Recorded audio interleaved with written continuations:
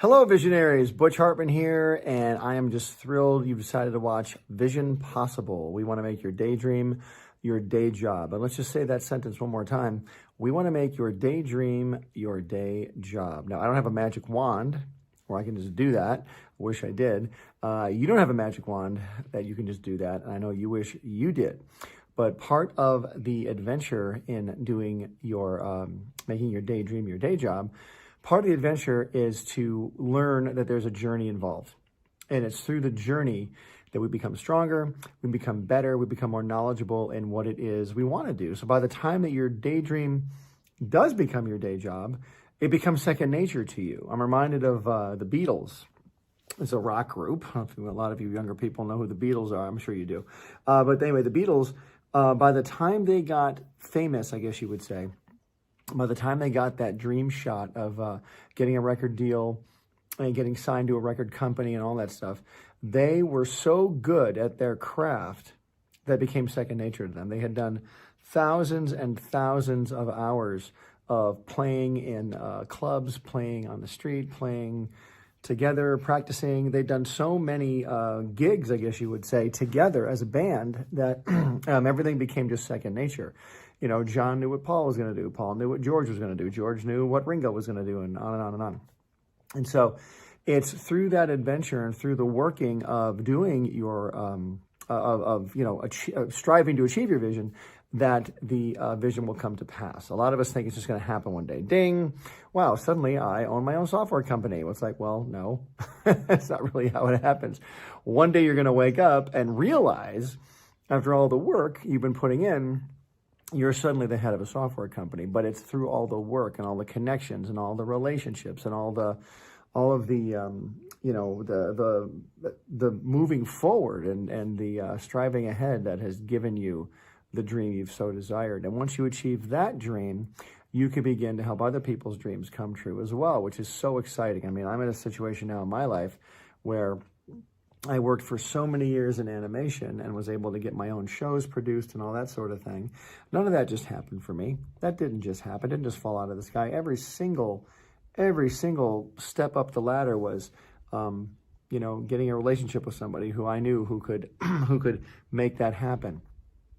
Or working so hard on this project that people saw how hard I was working and suddenly became interested in it. Or getting a meeting that I wasn't expecting I was going to have. But at that meeting, I'd worked so hard on something in the past that at the meeting, they said, hey, do you happen to have any projects? And I said, well, you know what? I do have a project, and it's something I've been working on for months.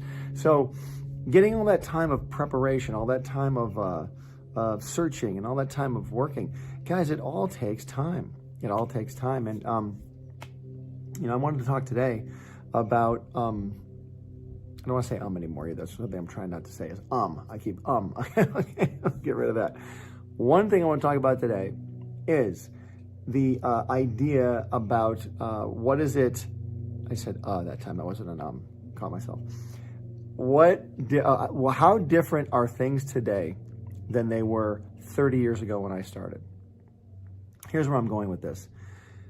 30 years ago, if I wanted to pitch a show or get a meeting with somebody in Hollywood, like a big pitch meeting or a big development meeting, I had to get on their calendar and actually go physically to their office, meet them.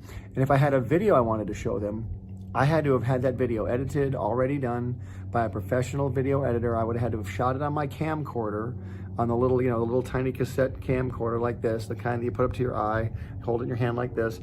If you guys have a camcorder, I hope they're really fun. But I would have had to have those videos transferred to somebody with an epically amazing video editing system, and would have taken, weeks, probably a month or two to get my video done the way I wanted it to, with music and all that. Would have cost thousands of dollars to get a video presentation done, plus the time it took the meeting to get set up. And then when I walk in for that pitch, it better be great, because I've been just expecting it to be it was such a big deal I was preparing for, put it that way. Now, if you want to pitch something, because of the pandemic, which has sort of exacerbated this whole entire situation, no one can meet face-to-face anymore. No one wants to meet face-to-face. Everybody's meeting over Zoom. right? So pitches and meetings have drastically, epically changed over the course of the last 30 years. Yes, there are still physical meetings that happen. Yes, you still get to go in and meet people physically, but 90% of meetings now that you're ever going to have are going to be over a Zoom call. And a lot of companies have even realized, we don't even need an office building. All this money we're paying for these office buildings, people are going to work at home. Why should we even have an office building for them? Let's just have them work via Zoom, right? I think that's a tragic mistake myself. I think people do better when they work together in the same environment. I do think that the creative process goes better when people are working together. I think the process goes faster when people work together. You can just go down the hall and ask somebody a question as opposed to sending an email, waiting for an answer. I think things go a lot better that way. That's just my own personal opinion. But, you know, today, if you want to get a meeting, yes, you can get the meeting. The hard part's getting the meeting. You know, how do you get the meeting? You get your agent. If you don't have an agent yet, I have videos on that. Check out my videos on that. Excuse me. Check out my videos on how to get an agent. I can just say right here, if you want to get an agent, that's a whole nother thing as far as meeting people, meeting the right person. How do you get an agent meeting? You go to a showcase where agents are going to be. It's connections, it's meeting people. Again, I cannot stress the word relationship enough. If you're staying in your house all day long, hoping they knock on your door, it's not going to happen. No one's going to knock on your door. I hate to tell you that. They will knock on your door when you suddenly give them a reason to knock on your door. But right now, you by yourself at home, nothing wrong with that, but you've got to get out of your house and go seek them out and show them why they need to pay attention to you. And that's how you get an agent as well. Go online, look at what agencies are taking clients and see what their submission process is. If you're a writer, do you submit a script? If you're an actor, do you submit an audition tape? If you're an artist, do you submit a portfolio? See, an agent has to know they're going to make money with you. That's the main thing. An agent needs to know they're going to make money with you. And if they do see some potential in you, then they will take you on as a client. It's a whole other story. If you are agent list, that's fine. Don't worry about that. Keep making the awesome projects that you're very good at making.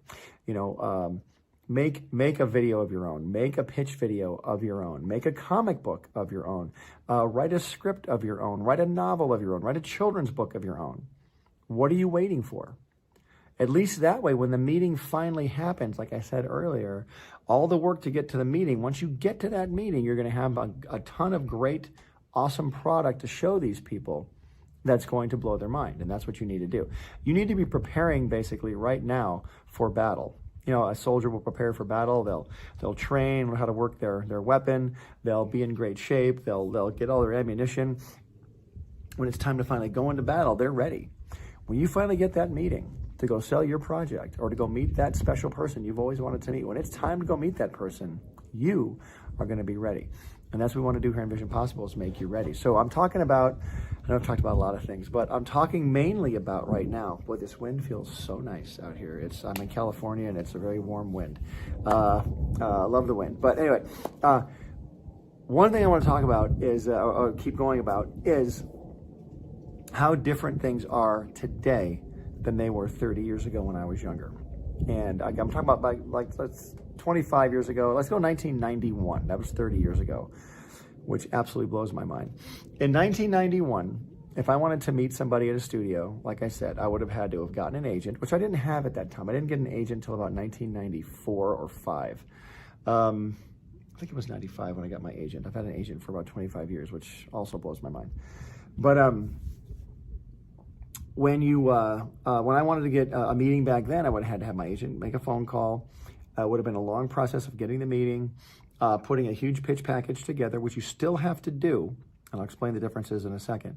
We had to get actual physical material like posters, drawings, all these things together, written material. And finally, when I got to go to the meeting, I'd have to go to the studio, go through the big gate, take my time, get up there to the office, sit in the waiting room, and then go in to meet the executive or whoever. Pretty big deal, a lot of time involved, but also a lot of time getting to the meeting as well. That really hasn't changed. But these days, if I wanted to get a meeting, let's say at Paramount Studios, I'd have my agent make a phone call, and I'd have to get the meeting set up. But now my pitch is going to be over Zoom probably, and your pitch is going to be over Zoom probably as well. Now, how do you pitch over Zoom? How do you do that? The way you pitch over Zoom, Something's zooming over my head right now. There's like an airplane or something. But, you know, I want to do this video outside because I thought it would really, you know, I love the atmosphere today. I thought the outside would look really pretty.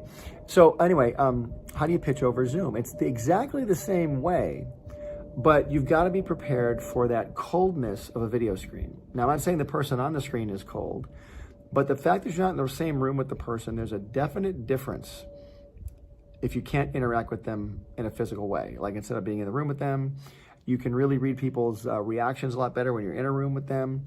You can read the room if there's more, you know, if there's people in the room with this person.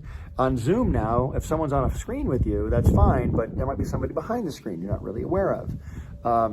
You know, you can't joke with everybody. You can't, you know, it's just tricky on Zoom. It's not impossible. It's just different. But what you're going to need to do with Zoom is you're going to have to get all your material prepared ahead of time digitally, written material, written material, drawings, any art you want to present, anything at all, any video stuff, and you would send that off in advance. You'd send that off an email or Dropbox or whatever, or you would put it in the chat of the Zoom so that people can look at it. And you've really got to rehearse your pitch over Zoom. You've got to make sure you rehearse. What you should do with any pitch is always rehearse your pitch with your friends or your trusted relatives or whatever. Don't worry, no one's going to steal your idea. Pitch your idea to your friends and see what they think. Okay?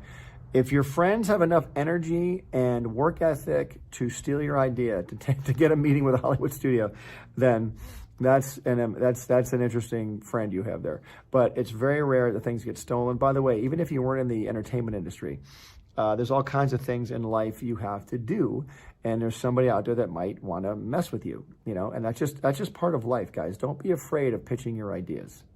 Don't ever be afraid of that, because you got to be smart about it. Don't pitch it to someone you know is a thief. Don't do that. But don't be afraid to pitch your ideas. I've met so many people that have blown incredible opportunities because they wouldn't pitch an idea. They were saying, "Oh my God!" There were guys 25 years ago when all of us in Hanna-Barbera were offered the opportunity to pitch ideas. There's a Hanna-Barbera 25 years ago. They said, "You guys, anybody can pitch us an idea." So some of us took advantage of that opportunity. Some people didn't. Well, I'm afraid they're going to steal my idea. So as a result, they never pitched anything. And now here it is 25 years later, and I have never heard of them again. They've never done anything because that paranoia and that fear has gripped them so badly that they never did anything. And it's a shame. And I feel terrible for people that get in that situation because opportunities don't come along very often. I always say they're like comets. You know, it's like a comet. Like a comet only comes around once every couple hundred years. And comets are very beautiful, they're very amazing, but they don't come around very often. And opportunities are just like that. And you better be careful because you might not see another one for a very, very long time. Okay? So you've got to make sure that you take advantage of those opportunities when they come around. So it's so different today pitching because, like I said, when I was younger, you'd be in a physical room with people with physical material, but now you're on a digital screen meeting digital people. I mean, they're real people, but they're digital. You can't tell who's in the room with them. You can't even tell where they really are. A lot of them have the green screen effect. This is not a green screen, by the way. This is all real. This is all real. Well, actually, the plant is fake, but it's really here. But all of this is real behind me. But even on Zoom, you can't tell what's real. It's so interesting. But you've got to be ready for that. You've got to embrace that and go like, okay, this is my situation. This is my opportunity. I'm taking advantage of it. I'm going to do the best darn Zoom pitch ever. When I said rehearse with your friends, call up one of your friends on Zoom. Learn how to work Zoom, number one. If you don't know how to work Zoom, please don't be a person that says, oh, I don't know how to work all that stuff. Don't do that. If you're a visionary and you want to make your daydream your day job, you will learn how to do it. And it drives me insane when people say, I don't know how to work that. I don't want to mess with that. Well, then don't. And then you won't have your, then it'll be harder for you to have your dream come true. It really will. If you don't want to do social media to promote your product, then you're just losing a ton of potential money because that's how business is done now. It's just the way it's done. It's like going back to the early 1960s or the 1950s and people saying, I'm not going to do a TV commercial. People know my product is here. Well, those who did TV commercials back then would reach far more eyeballs than you with your little corner fruit stand. You know what I mean? I mean, everything changes with the times. Everything changes. And so having A dream and a desire is never going to change. Humans are going to have dreams and desires for the rest of eternity, right? But it's how do you get those ideas across to a potential investor, a potential client who wants to buy something from you? How do you get those ideas across? And what are you willing to do to learn how to do that? I mean, what are you willing to do? You're listening to this video. If you're listening to this video right now, that's awesome. I'm so glad you're listening. But it's not just listening to this video. There's other videos on Vision Possible, number one, but also other videos out there, other coaching videos. But don't be addicted to coaching either. I'm glad you're here. We're thrilled you're here at Vision Possible, and we want to help you. Do not be addicted to coaching, learning, coaching, conferences, all that stuff. It's fine to do that as long as you're doing something to forward your dream as well. Like the Wright brothers. It's good if imagine if the Wright brothers kept going to coaching classes on how to build a plane, but never built one. You got to get in that workshop and build that plane. You got to build that plane and make sure it works before you go out there and sell it. Yes, the coaching class is great. Here's how a plane could work. Here's what we think it works like. Here's what we believe will happen if you build it this way. Here's how to market your finished plane. And here's some of the best plane websites and all that stuff. But you ain't going to have, I say ain't because it's a real word. You ain't going to have anybody talking to you or wanting your plane unless you build one. There's a recent documentary I just watched about this lady who built this device, and it was for testing of blood, like for blood diseases and stuff. And she theorized her device, instead of taking vials of blood and testing the blood, you could do it with a single drop of blood. And she wanted to have all of these devices in drugstores across the country.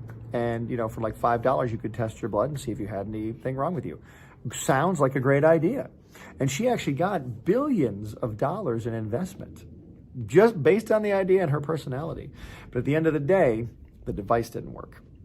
And then everything came crumbling down. And you can watch this documentary too. Anyway, but I haven't watched the documentary yet. I've heard the bullet points, but I've got to watch the documentary. Hopefully I'm getting it right. But my point is, your product, your dream, your story, your show, your script, your invention, whatever it is, your business, you have to make the business work before you get out there and pitch it to somebody else.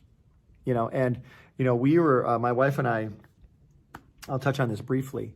We just got some wonderful support for a project we're doing. And this product that we had was already finished. I'd finished it 5 or 6 years ago and kind of put it on the shelf. It was a cartoon idea. And I self-funded about 5 or 6 episodes on my own and kind of put it aside and did some great episodes, did them great, took about 2 years to do them. And once we did them, we didn't really think about it much. We'd talk about them, we showed some people here and there. But then when this big opportunity came up at this meeting a couple months ago to pitch this idea, again, to interested and motivated investors, I said, yeah, here's the idea. And I already had episodes finished. I said, here's what it looks like. And these people could see the idea. They could see what it looked like. They could see the tone. And everybody started raising their hand and wanting to support it. And it was awesome. And so this idea is now moving forward. And I'm so excited. And I'll share more details with you when I can. I want you guys to all share in this, because a vision came possible because of the work that was put in.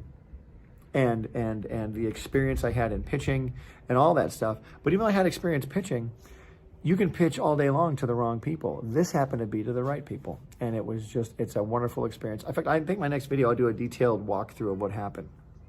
That's what I'll do, because I want you guys to share in the journey of this amazing project. It's going to be very, very cool. So anyway, guys, I am so glad you guys decided to join me today. Don't forget to watch all the other videos on Vision Possible. And look, there's so much more I could talk about with this as far as what's different now than it was 30 years ago. Yes, technology's changed. Yes, the way you do business has changed with social media and things like that. But one thing that hasn't changed is the desire to have a vision come to pass. That is always going to stay embedded in our human experience, and that's what we want to do, is to make our dreams come to pass. We want to make your vision possible. So whatever you need to learn to make that happen. Whatever new technology you need to learn, whatever new techniques you need to learn, start learning them, because you're going to be awesome at it. Yes, you might stumble a couple times at the beginning, but everybody does. Not everybody can play the piano the minute they sit down, okay? You got to learn, and you need to learn too. I'm sure you've already learned a lot. Keep learning more. Remember, don't be addicted to coaching. Get the product done. Take some coaching, but don't be addicted to it, okay? All right, guys. Have a great rest of your week. Be blessed.